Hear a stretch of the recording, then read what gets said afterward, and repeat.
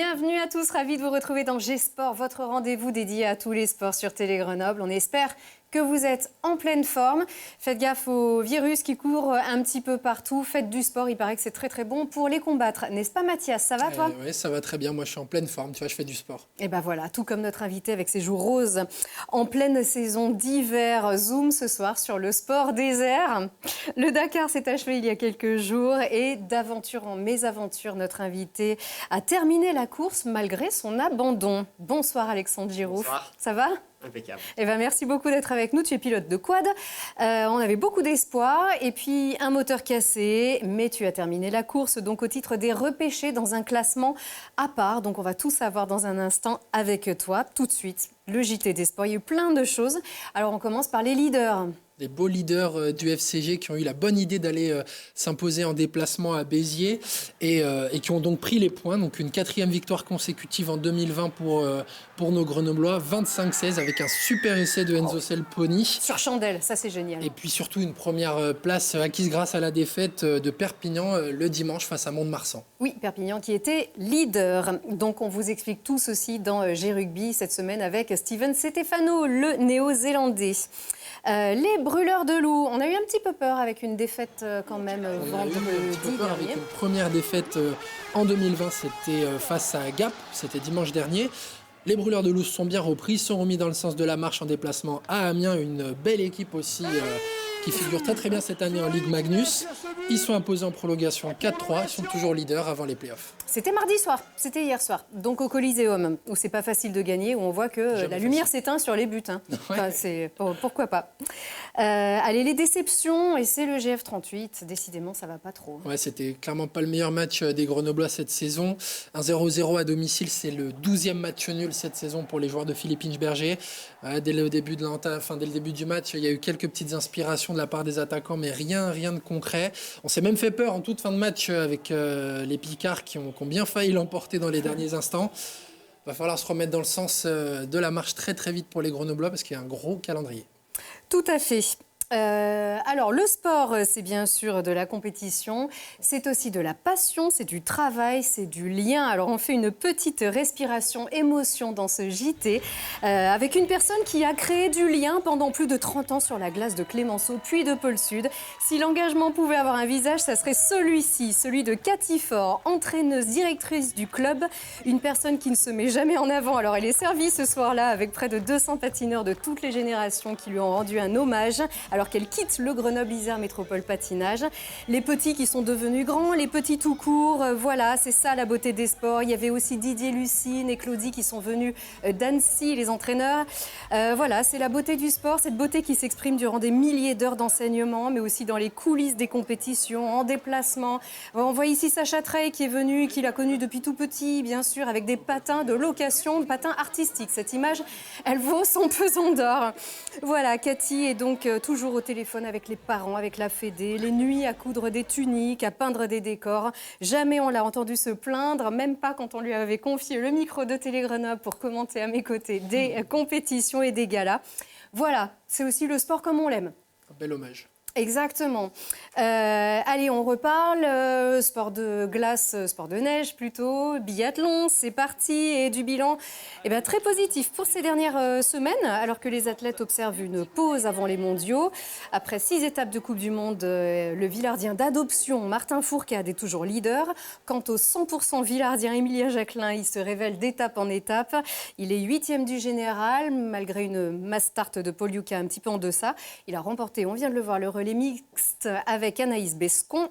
Et les mondiaux, c'est du 13 au 23 février. On va suivre ça avec beaucoup d'attention. C'est en Italie, à Antols, Anterselva. Voilà. Allez, on y reste d'ailleurs sur le plateau du Vercors. On reste dans le Vercors malgré l'annulation de l'épreuve Rennes par manque de neige sur cette édition 2020 de la foulée blanche. Il y a quand même eu quelques autres épreuves. Il y avait plus de 500 personnes au départ du 5, du 10 et du 25 km pour clôturer une belle semaine de ski nordique sur le plateau. On donne rapidement les noms des vainqueurs sur les 25 km. Chez les hommes, c'était Clément Arnaud, qui est d'Autran, donc un local. Et chez les filles, c'était Juliette Ducordeau de Villard-de-Lans. Donc c'était pas bien loin non plus. Bravo les locaux. Et ben on y reste sur le plateau du Vercors, direction les montagnes de Lens cette fois-ci, où l'on a cherché la neige et la glace quand même pour offrir un beau tapis glissant au pilote du trophée Andros, qui roule propre et qui s'appelle désormais le Trophée Andros. Un reportage de Madame Vroom Vroom sur Télé Grenoble, Charlotte Faulkner. Adieu les moteurs rugissants et les odeurs d'essence. Pour sa 31e édition, le Trophée Andros a fait place à une compétition 100% électrique et devient le Trophée Andros. En 2009, c'était déjà le premier trophée au monde à accueillir des véhicules électriques parmi les participants. La suite était donc logique. Je suis très fier et très heureux que cette année, il puisse y avoir un plateau complet de 12 voitures. L'an dernier, il n'y avait que 3 voitures électriques qui étaient au milieu d'un plateau de thermique. Et cette année, tout le monde s'est dit, bon, mais ça va, on a compris, il faut passer à l'électrique. Forcément, aux abords du circuit, le volume sonore est plus faible, mais les spectateurs semblent compréhensifs à l'égard de l'organisation. C'est pas mal, moi je trouve que voilà, on est en plein dans dans tout ce qui est VR, dans tout ce qui est nouvelles énergies, donc je trouve que voilà, c'est une bonne chose. C'est vrai que de voir des voitures électriques, c'est quelque chose de différent, de novateur. Ouais. Je suis ravie parce que c'est tout électrique, donc beaucoup plus écologique. Donc voilà. Ça vous manque un peu le bruit des moteurs ou pas vraiment? Pas du tout, au contraire. Au contraire, moi je trouve que c'est bien plus agréable quand on n'entend rien. Et pour les premiers concernés, les pilotes, un temps d'adaptation est parfois nécessaire pour certains. C'est vrai que le bruit manque, faut dire les choses. Mais dans la voiture, franchement, c'est étonnant en performance. C'est étonnant comme ces autos se conduisent un peu comme les thermiques, pour être honnête. Après, il n'y a plus de levée de vitesse, il n'y a plus d'embrayage, donc il faut s'habituer. 6 teams, 12 véhicules et 24 pilotes participent à cette première édition 100% électrique, une première mondiale. Voilà, et pour tout savoir sur ce Trophée Andros, Charlotte Faulkner vous y emmène à Lens-en-Vercors sur cette étape dans notre émission Arrêt au stand, et c'est ce samedi sur Télé Grenoble. Est-ce qu'on va t'y voir d'ailleurs, Alexandre? Tu y étais sur cette étape? Oui, je suis allé faire un coucou à Aurélien et d'ailleurs je pense qu'il va bien finir ce trophée, je l'encourage de toutes mes forces. Oui, c'est sûr. Et qu'est-ce que toi tu en penses de ce 100% électrique? Comme on entendait dire, ça va dans le sens, dans l'avenir aujourd'hui, si je puis dire. C'est sûr, après le bruit des moteurs, moi j'ai un peu l'habitude de les écouter pendant des heures et des heures, donc c'est un peu perturbant. Mais les pilotes, Aurélien, Olivier, j'ai vu aussi Bruno Sabi, Bertrand Ballas, donc j'ai pu tous les voir ce week-end, ont l'air quand même prendre beaucoup de plaisir dans la voiture, donc c'est ce qui compte aussi, quoi. Ils ont l'air, c'est vrai que c'est un changement d'air hier et d'air, tout court aussi. Aujourd'hui, c'est l'ère du sport propre. Parce qu'il y a effectivement urgence. On connaît tous les efforts du monde de la montagne, notamment vraiment pour réduire au maximum l'empreinte carbone. Est-ce qu'on sait que, par exemple, certaines motos, des motos 100% électriques, ont fait leur apparition sur le Dakar? Il y a des projets qui sont en route. Pour l'instant, c'est plus dans l'ordre de la démonstration. Mais est-ce qu'on peut parvenir à un Dakar 100% électrique? Je pense qu'aujourd'hui, dans notre monde, on a prouvé globalement que rien n'est impossible. Donc, je pense qu'on va y arriver, en effet. J'ai entendu parler même de Tesla qui avait en démonstration un quad électrique. Donc, est-ce que c'est juste une démonstration ou c'est d'autres projets? Les motos, oui, commencent à arriver. Pas en course pour l'instant, comme les voitures. Mais je pense qu'en adaptant la consommation, en progressant ce que les usines doivent travailler actuellement, on va y arriver dans les années à venir. Il n'y aura pas le choix aussi. Il n'y aura pas le choix. Tout à fait. Après, je pense que ça va mettre un peu plus de temps, puisque au pays du pétrole, ça va être un peu plus long, à mon avis. Il y a le pays du pétrole, c'est quoi? C'est aussi la distance. Il faut que les voitures électriques tiennent la distance. Voilà, tout à fait. Vous n'avez pas un groupe électrogène qui vous permet de recharger les batteries? Ça va être compliqué. Aujourd'hui, il nous faut au moins une autonomie de 300 km. Dans le désert, ça se fait en voiture, mais apparemment, ils n'y arrivent pas. Après, en termes de compétition dans le sable, ça doit consommer un peu plus. Et là, ça devient plus compliqué. Mais bon, je suis persuadé qu'on va y arriver. Peut-être que l'argent du pétrole, on va pouvoir aussi le réinvestir dans la recherche pour aller faire fonctionner les véhicules là-bas. Eh bien oui, peut-être. Bon, allez, jingle invité, tout de suite, c'est pour toi.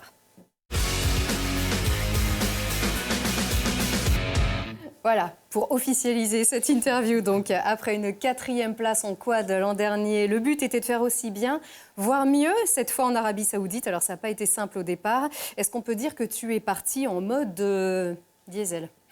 Oui, c'est un peu ce qui me caractérise. C'est vrai que ça, on va y travailler. Les 2 premiers jours, j'étais pas dedans. pour différentes raisons. Donc, après une petite mise au point, on a pu repartir et on a montré que j'étais plus que dedans, mais aux avant-postes. Donc, ça a reboosté. Puis, on y croyait dur comme fer, mais derrière, c'est passé d'autres choses qui ont fait que ça a mis fin à toute cette aventure, mais on reviendra plus fort en tout cas. C'est quoi qui fait qu'on n'est pas dedans?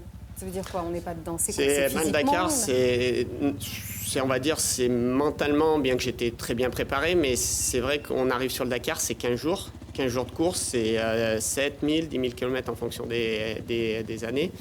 Et attaquer tout de suite, on a envie de le finir, ce Dakar. Aujourd'hui, par contre, si on veut être devant, on ne peut pas raisonner totalement comme ça. Il faut attaquer tout de suite parce qu'on a vu que le Chilien Ignacio, lui, il ne laissait pas un moment de répit. Et d'ailleurs, c'était sa stratégie d'attaquer tout de suite et puis après de gérer. Donc ça, c'est un professionnel. Il a 11 Dakar, on a pris note et ça ne se passera plus comme ça. C'était une première édition en Arabie Saoudite. Il y a eu beaucoup de casses sur tous les plans. Est-ce que tu as la sensation que vous avez essuyé les plâtres un petit peu ? Alors, moi, à part mécaniquement, non. C'est l'organisation, je ne sais pas s'ils ont essuyé les plâtres parce qu'aujourd'hui, David Castera est un grand professionnel et spécialiste de la discipline. On est revenu, je dirais, plutôt sur un Dakar de ce que j'ai entendu, puisque j'y étais pas, j'étais encore jeune, mais je connais le domaine africain, où on fait beaucoup de hors-piste. Et beaucoup de hors-piste, qui dit beaucoup de hors-piste, dit que si on prend un cap à 100 mètres ou 1 kilomètre de décalage qui se fait très bien, les ouvreurs ont pu passer pas au même endroit que nous et on peut tomber sur des pièges qu'on n'avait pas prévus. Et sur des grands plateaux en hors-piste, on va très vite et là, ça peut être compliqué. Donc, est-ce qu'ils vont prendre des dispositions? Je ne sais pas. Aussi à nous, c'est le rallye le plus dur au monde. Il a été prouvé. À nous de rouler en fonction et on sait que malgré tout, le risque existe. Pour toi, personnellement, il a fallu t'adapter par rapport à ce que tu avais pu connaître en Amérique latine? Il y a toujours un temps d'adaptation, c'était différent, mais j'ai été plutôt tout de suite à l'aise. La problématique est vraiment venue de moi et de ma façon de rouler sur les 2 premiers jours. Après, j'ai roulé, j'ai pas eu le sentiment de prendre de risque, je me suis pas fait de frayeur, donc ça c'est très très positif pour la suite. Donc c'était plutôt bien, on est plutôt confiant et il va falloir qu'on travaille maintenant pour être aux avant-postes. On ne peut pas laisser le moins de détails nous échapper, donc on va travailler sur ce sujet-là surtout. Oui, parce que tu as ensuite repris les devants. Tu as été... alors, on avait du mal à comprendre. Un coup premier, un coup deuxième. On ne savait pas exactement. Selon le classement, soit tu étais vainqueur de l'étape, soit deuxième dans tout ce qu'on arrivait à trouver. C'est un peu bizarre parfois à comprendre, le Dakar. Oui, en fait, parce qu'on part avec des temps décalés. Donc, ce qui peut se passer, c'est que la personne qui est partie 1 minute devant moi va passer ce qu'on appelle un waypoint, un contrôle de passage. 1 minute devant moi, donc va être peut-être première. Mais moi, quand j'arrive, si j'ai mis moins de temps pour rejoindre ce point, là, tout de suite, je récupère. Et multiplié par les 500 km qu'on fait, on peut vite, sur des temps de passage, gagner une place, en reperdre si on a des problèmes mécaniques ou si tout simplement on se perd. Donc, c'est vrai que quand on suit, et des fois, on part avec 30 secondes de décalage, donc autant dire 30 secondes, c'est peu, même 1 minute. Et on peut vite, sur 100 km, basculer de la première à la 3e place en un rien de temps. Et ça peut être perturbant pour ceux qui nous suivent. Oui, ça, c'est sûr. Et du coup, tu t'approchais de ton objectif. Tu étais même en tête de l'étape lorsque, soudain, le moteur a cassé. C'est ça. Ça, voilà, c'est les sports mécaniques, ça arrive. Après, voilà, comme je dis, aujourd'hui, on a une machine, alors c'est contradictoire, les gens vont dire super performante et très fiable. Oui, c'est pas la faute des mécanos, c'est pas la faute du matériel, c'est pas la faute de toi, c'est multifactoriel. Là, sur le coup, bon, c'est forcément la faute de quelqu'un, parce qu'il n'y a pas de magicien au milieu des Dakar. Mais c'est vrai que quand on veut être aux avant-postes, on ne peut rien oublier, pas un détail. On est dans une structure qui est très, très belle, très, très performante. Par contre, avec beaucoup de monde, il va falloir qu'on réfléchisse comment on peut faire, puisque les mécaniciens, les gens qui m'entourent sont souvent sollicités. Et on ne peut rien oublier, là, ce qui a malheureusement été le cas. Et puis, une fuite d'huile sur le quad. Et sans huile, même si le quad était super performant et fiable, ça fonctionne moins. Mais donc, du coup, tu as continué quand même. C'est-à-dire, tu as pris la décision toi-même de repartir. Est-ce que tu as été accepté? Parce qu'il y a un classement, un classement pour les repêcher. En fait. Voilà, il y a ce qu'ils appellent, ils ont fait ça cette année, donc ça a été une chance aussi pour moi, le Dakar Experience. Donc c'est vrai que ils nous redonnent, si on arrive à réparer dans les 3 jours, une chance de repartir pour finir le Dakar. Ce qui était le cas. Voilà, ce qui était le cas. On a pu réparer rapidement. Et on n'est par contre pas dans le classement final, mais on a le classement tous les jours. Donc on a pris la décision de repartir pour faire des tests, ne serait-ce que pour l'année prochaine, et aussi pour tous les gens qui me suivent. Pour honorer tout le monde, les sponsors, bien sûr. Voilà, pour les partenaires, pour toutes les personnes qui sont derrière nous toute l'année. Continuer, essayer de les faire vibrer un maximum pendant ce Dakar. Eh bien, ça s'est bien passé. En plus, la suite était bien, donc d'autant plus regrettable, mais bon, voilà. Ouais. Alors on a l'impression que ça fait beaucoup de choses à prendre en compte, que ce soit physiquement ou mentalement. Comment on s'en remet après, au retour, il y a un contre-coup, toujours? Toujours, c'est vrai que physiquement, il faut une bonne préparation. Donc moi, j'ai la chance de l'avoir. Je bosse avec un préparateur grenoblois, Damien Padilla, et on travaille dur pour ça. Et j'en suis fier parce que là, ça a été mon gros point fort. Donc ça, aujourd'hui, c'était pas du tout le souci.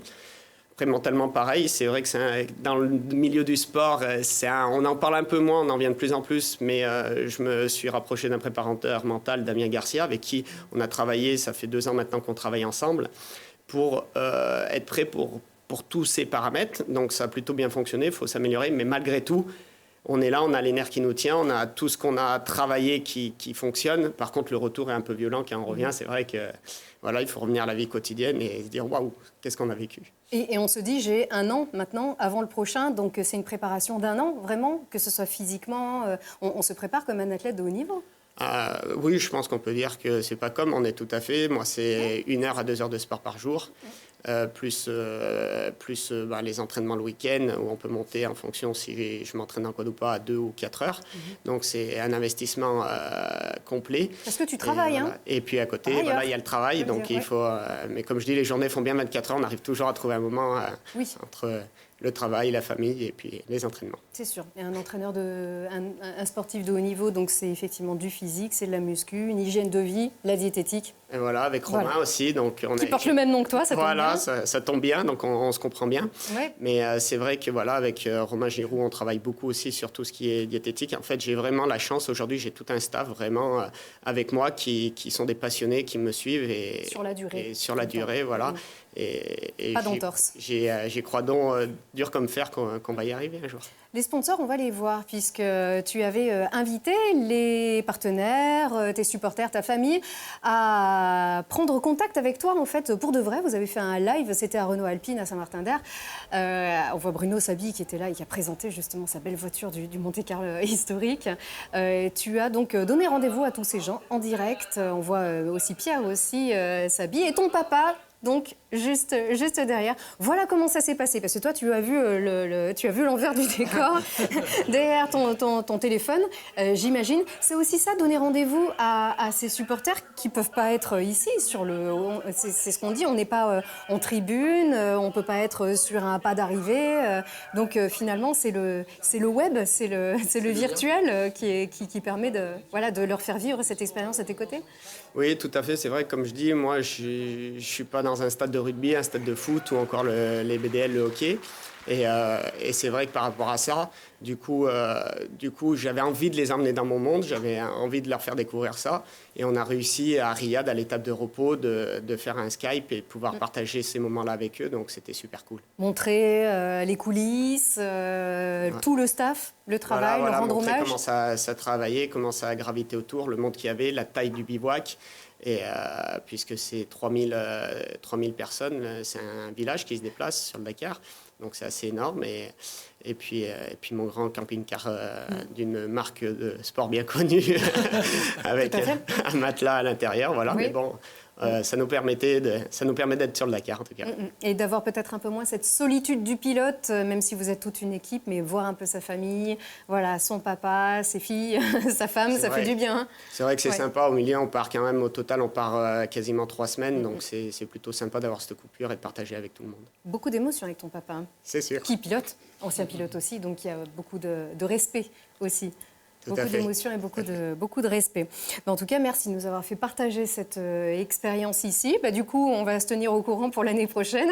Il y en a pour un an de préparation. Voilà, ouais. Et comme je dis, le Dakar, c'est 1 an de préparation, 15 jours d'enfer et 1 an de déprime. Sauf que la déprime après la coupe, peut-être, on verra ça la prochaine fois. Mais voilà, c'est que derrière, il faut remettre ça et on ne va pas lâcher. On va bien arriver à être sur le podium, voire plus.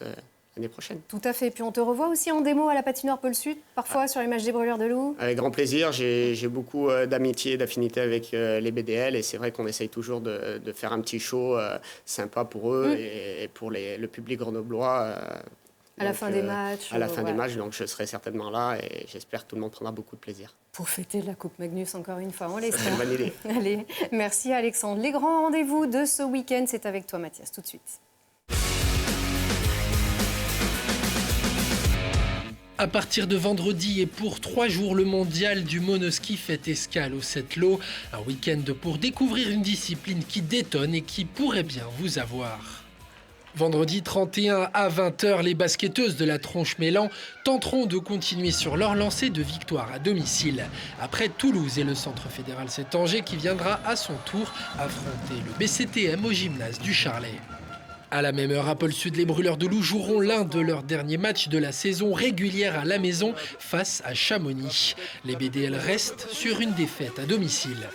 Samedi 1er, le Grenoble Métropole Cyclisme met un coup de projecteur sur le vélo féminin. Objectif, faire découvrir un sport dont la pratique féminine n'est que trop peu souvent médiatisée. À 17h à la Halle Balestas de Saint-Égrève, l'USSE Tennis de table reçoit Metz, une affiche de National 1 qui promet quelques bons coups de raquette. À 20h, le Grenoble Volley Université Club a besoin de vous au gymnase Malherbe. Face à Marseille, les Grenoblois ont l'occasion de prendre un peu d'avance en vue de leur prochaine opération maintien en play-down. À 21h, les vieilles rancœurs franco-britanniques se régleront sur le carré vert. Les U20 français affrontent l'Angleterre au Stade des Alpes dans le cadre du tournoi des 6 nations. Et puis tout le week-end de la Coupe de France de biathlon vous donne rendez-vous au col de Porte. Des U17 jusqu'au meilleur niveau français, la grande messe du biathlon aura lieu en Chartreuse pour notre plus grand plaisir. Voilà, vous avez le choix, vous pouvez tout faire. Et dans ce cas-là, vous êtes un athlète comme Alexandre, il n'y a pas de problème. Sinon, faites votre choix. Merci Mathias, il y en a pas mal. Nous aussi, il va falloir qu'on se coupe en 10. Et merci encore de votre fidélité. La semaine prochaine, ce sera le bobeur Romain Heinrich qui sera à nos côtés. On aura encore plein de choses à apprendre. Merci encore à vous. Merci Alexandre. Merci. À très vite.